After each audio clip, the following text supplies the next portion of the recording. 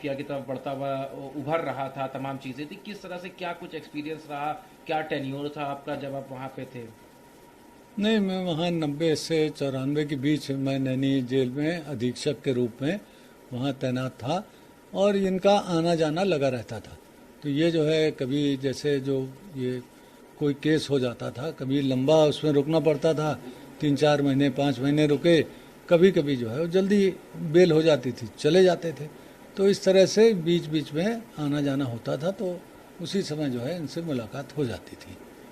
यही। क्या स्वभाव था, किस तरह से रहता था? क्योंकि उस वक्त ये एज अ हीनियस क्रिमिनल ये अतीक अहमद उभर रहा था, तमाम ऐसे मामले हुए थे अतीक के, तो उस वक्त में अपने आप में भी क्योंकि चीज़ें नई थी, तो कैसे आप लोग डील करते थे, या क्या कोई ऐसा इंसिडेंट घटा?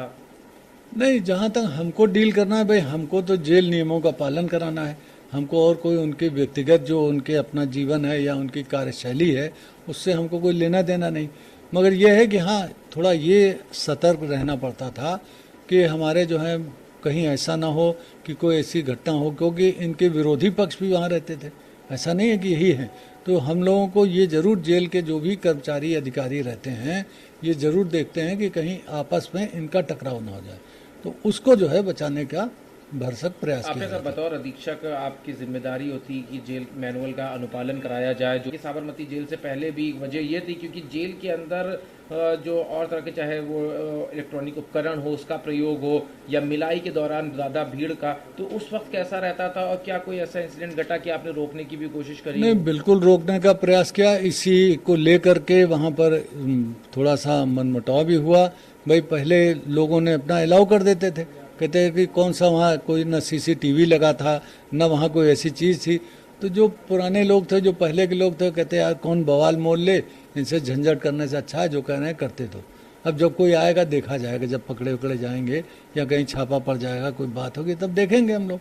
तो जिनके अंदर हिम्मत है कि भाई ऐसी कोई परिस्थिति आएगी तो हम उससे निपट लेंगे, तो वो लोग अपना जो चाहें वो करते थे। हमारे अंदर वो हिम्मत नहीं थी कि हम सिस्टम्स के विरुद्ध जा कर के काम करें। हमको तो ये था कि नियम का पालन करेंगे। अब उसमें हमको इनसे भिड़ना पड़ता था। तो अंतर ये हो जाता है कि हमको उस व्यक्ति से भिड़ना है जिसको हम नियम का पालन करने के लिए कह रहे हैं, और बाकी लोगों को यह है कि उस आदमी से दोस्ती कर ली और बाकी सिस्टम कुछ से उन्होंने जो है उन्होंने उसको अपना धत्ता बता दिया कि जो होगा चलो, जब होगा देखा जाएगी।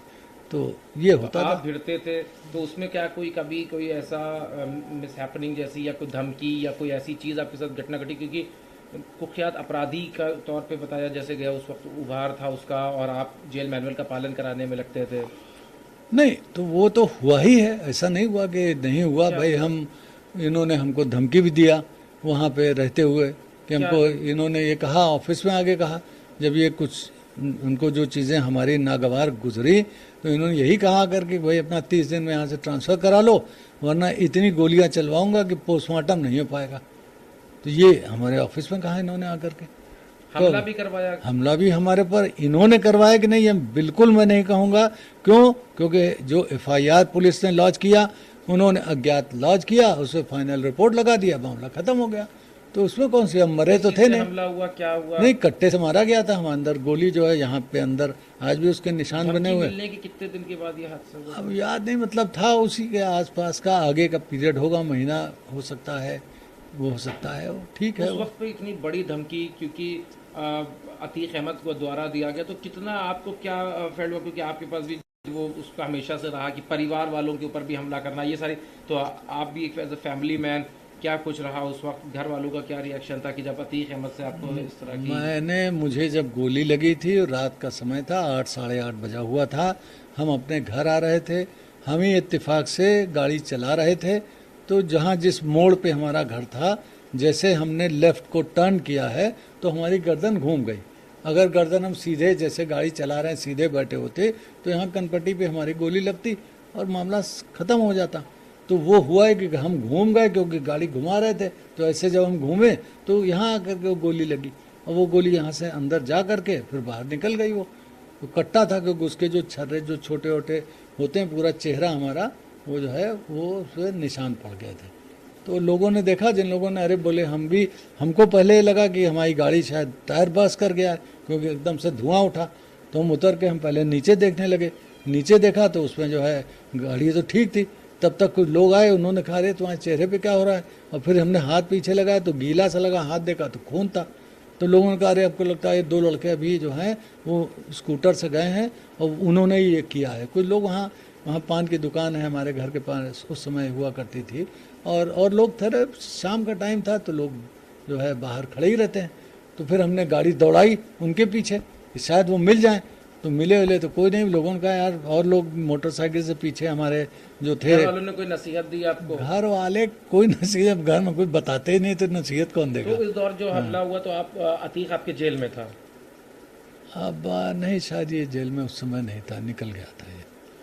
तो क्या कुछ जो पहले धमकी भी दी थी या क्या उसके बाद कोई फर्क पड़ा, या आप लोगों की जो ठना ठनी थी वो वैसे ही बरकरार? नहीं, वो सब खत्म हो गया था। वो जेल में रहते ही वो बात बिल्कुल ख़त्म हो गई थी। अतीत ने जो है हमको हमारे घर वालों के बारे में, हमारे परिवार के बारे में जो जानकारी, जैसा उनका सिस्टम है, भाई उनका भी तो एक पैरेलल सिस्टम चलता है कि कौन कहाँ जाता है, क्या करता है, उन्होंने सब पता लगा लिया। फिर उसको लगा कि शायद ये हमसे कुछ लेन देन करना चाहते थे। इस संदर्भ में इन्होंने ये एक भौकाल बनाया कि मैं ये कर दूंगा, मैं ये नियम का पालन करो, ये करो, वो करो। तो जब उसने देखा, फिर हमने कहा जब तुम्हारे मन में ये बात है, सीधे हमसे पूछ लेते कि आपको साहब कुछ चाहिए वही तो नहीं, तो हम कह देते कि हमें कुछ नहीं चाहिए। तो काहे के लिए तुम इतना जो है बवाल मचाने लगे? बोले नहीं साहब, हम गलतफहमी में थे, हम समझ गए कि आप उस तरह के नहीं हैं, तो इसलिए हमको जो है अब आपसे कोई गुरेज नहीं है। आपको घर इलाहाबाद में है, इलाहाबाद में आप रहते हैं, हमको भी यहीं रहना है, तो हमारी आपकी काहे की लड़ाई और काहे के, जब आपकी फील्ड अलग है, हाँ हमारे उससे तो कोई मतलब रखते नहीं है, तो हमको क्या लेना देना।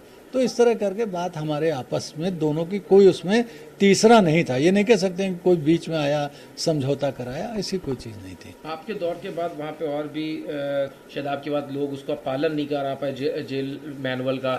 आईफोन के जरिए धमकी भी दी गई। असद के ये उमेश पाल हत्याकांड में भी पूरी जो कहानी थी वो जेल के अंदर से रची गई। अब देखिए, जो लोग वहाँ पे हैं, सिस्टम तो एक बना है, मान लीजिए एक नियम बनाए गए, तो नियम का पालन कौन करेगा? जैसे कहते हैं कि मैन बिहाइंड द मशीन वाली बात है कि मशीन तो बिल्कुल पक्की है, अब उसको चला कौन रहा है?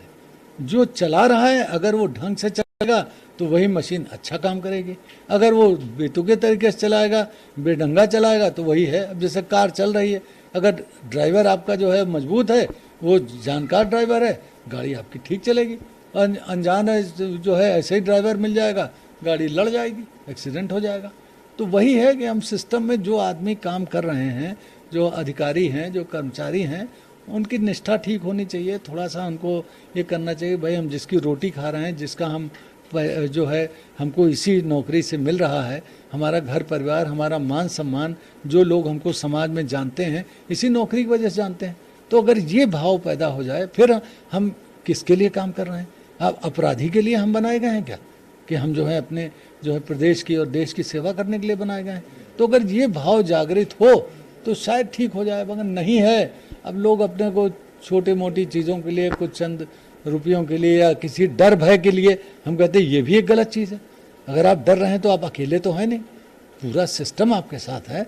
आप अपने जो है वहाँ के पुलिस अधिकारी हैं, आपके प्रशासनिक अधिकारी हैं, IAS अधिकारी हैं, IPS हैं, DM हैं, कलेक्टर हैं, कमिश्नर हैं, हर तरह के लोग हैं। आप उनको कहिए, अपने IG को आप यहाँ फ़ोन करिए कि साहब हमको ये खतरा है यहाँ पे और ये इस तरह का गलत काम हो रहा है। तो अगर हम रोकना, हम नहीं डायरेक्टली सामने आना चाहते हैं, हमको डर है, तो डर को आप इस तरह से दूर करिए।